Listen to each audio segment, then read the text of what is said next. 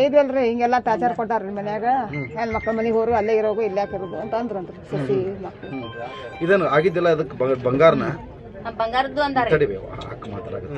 ಅಂದ್ರ ಅವ್ರ ಮೊಮ್ಮಗ ಒಮ್ಮೆ ಟ್ರಂಕ್ ಕೊಡಿದು ಏನೇನ ಮಾಡಿದ್ರಂತ್ರಿ ಇನ್ನು ತಗೋತಾರವಾ ಅಂತೇಳಿ ಅಪ್ಪ ಅವ್ವ ಕೂಡ ತಗೊಂಡ್ ಹೋಗ್ರ ನಿಮ್ಗೆ ಯಾವಾಗಿದ್ರು ನಿಮ್ಗೆ ಸೇರೋದು ಅಂತ ಕೊಟ್ರಿ ನಮ್ಗೆ ತಗೊಂಡ್ ಹೋಗ್ಯಾರ. ಯಾವಾಗ ಕೊಟ್ಟಿದ್ರು ಬಂಗಾರ? ಈಗ ತಗೊಂಡ್ ಒಂದ್ ವರ್ಷದಿಂದ ಕೊಟ್ಟಾರ ಬಿಟ್ರಿ. ಕಿರಿಕಿರಿ ಇತ್ತು ಹಂಗ ಚಲೋ ಮಾಡ್ಯಾರ್ರಿ ಅವ್ರು. ಬೇರೆನೇ ಇದ್ರಿ ಅಪ್ಪ ಅವ್ವ ಭಾಳ ಹಿರಿಯರೆಲ್ಲ ಹೇಳಿ ಕರ್ಕೊಂಡ್ ಬಂದ್ರಿ ಇದ್ರು ಮತ್ತೆ ಹಂಗ ಮಾಡ ಊಟ ಹೋಟೆಲ್ದಾಗ ನಾಷ್ಟಾ ಊಟ ಹೊರಗಾರ ಇಲ್ಲೊಂದು ಹೋಟೆಲ್ ಐತಿ ನೋಡ್ರಿ. ಮಕ್ಳು ಅದಾರಿ ಹಿಂಗ್ರಿ ನಾವ್ ಒಂದ್ 2 ತಿಂಗಳು ಕರ್ಕೊಂಡ್ ಹೋಗಿದ್ರಿ ಅಲ್ಲಿ ಸೌದತ್ತಿ ಅಂತಕ ನಿಂದ್ರಲಿಲ್ರಿ ಅವ್ರು. ಮಗ ನೋಡ್ಕೊಳ್ಳಿಲ್ಲ ಹೋಟೆಲ್ದಾಗ ಊಟ ನೋಡ್ರಿ ಒಟ್ಟು ಹೇಳ್ತಾರ್ರಿ ಮಾಡ್ತಿದ್ವಿ ತಿನ್ನಂಗಿಲ್ಲ ಅಂತ ಅವ್ರು ಹೇಳ್ತಾರ್ರಿ ಮತ್ ಮಾಡಿದ್ರ ಅವ್ರ ಯಾಕೆ ಹೋಗ್ತಾರ್ರಿ.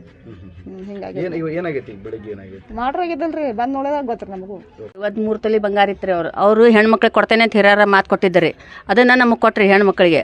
ಆ ಬಂಗಾರ ನಮಗೆ ಕೊಟ್ಟಿಂದ ಅವ್ರು ಏನಂದ್ರೆ ನಿಮಗೆ ಬಂಗಾರ ಯಾರಿಗೆ ಕೊಟ್ಟಿ ಅವ್ರ ಮನೆಗೆ ಹೋಗಿರ ಅಂತ ಅವ್ರಿಗೆ ಸಾಚಾರ ಕೊಡಾಕೊಂತೀರಿ ಅವ್ರು ಮನೆಯನ್ನಾರ್ರಿ ಕೊಡಾಕೊಂತೀರಿ ಅವ್ರು ಹಾಂ ರೀ ಮಾಡಾಕೊಂತೀರಿ. ಅವ್ರು ಯಾರು ಕೊಟ್ಟಾರ ಅವ್ರ ಮನೆಗೆ ಹೋಗ್ಲ ಹಾಕೊಂತ ನಾವು ಬಂದಿರೋ ಅಂದಿರಿ ನಮ್ಮ ವಾರಿ ಇರ್ಲಿಲ್ರಿ ಅವ್ರು ಅವ್ರು ಈಗ ಅವ್ರು ಕೊಟ್ಟಿದ್ದಷ್ಟೇ ರೀ. ಮನ್ಯಾಗೂ ಮೊಮ್ಮಕ್ಕಳಿಗೆ 3 ತೊಲಿ 2 ಚೆನ್ನ ಮಾಡಿಸಿದ್ದೀರಿ. ನಾವು ಎದ್ರ ಬಗ್ಗೆನೂ ಕೇಳುದಿಲ್ರಿ ಅದನ್ನು. ನಮಗೆ ಕೊಟ್ಟಿದ್ದಷ್ಟೇ ರೀ ಅದು.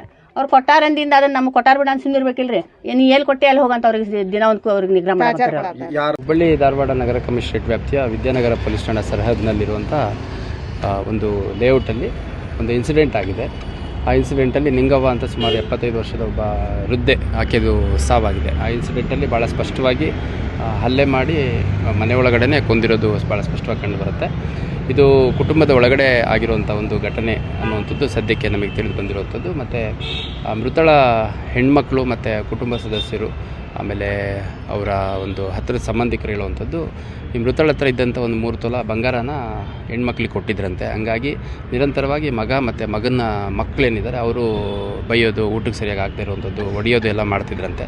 ನಿರಂತರವಾಗಿ ಜಗಳ ನಡೀತಾನೆ ಇತ್ತಂತೆ. ಹಂಗಾಗಿ ನಿನ್ನೆ ಈ ಒಂದು ಇನ್ಸಿಡೆಂಟ್ ಆಗಿದೆ. ಈ ಕೃತ್ಯದಲ್ಲಿ ಭಾಗಿಯಾಗಿದ್ದಾನೆ ಅಂತ ಯಾರನ್ನ ಅನುಮಾನ ಮಾಡಲಾಗ್ತಾಯಿದೆ ಆ ವ್ಯಕ್ತಿ ಅಂದರೆ ಮಗ.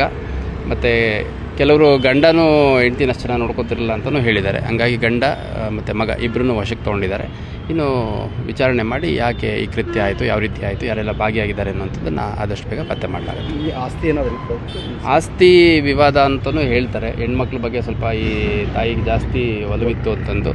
ಹಾಗಾಗಿ ಗಂಡು ಮಗ ಮತ್ತು ಗಂಡು ಮಗನಿಗೆ ಸಂಬಂಧಪಟ್ಟವ್ರು ಈ ಒಂದು ಕೃತ್ಯ ಮಾಡಿದ್ದಾರೆ ಅಂತ ಸದ್ಯಕ್ಕೆ ತಿಳಿದು ಬಂದಿದೆ.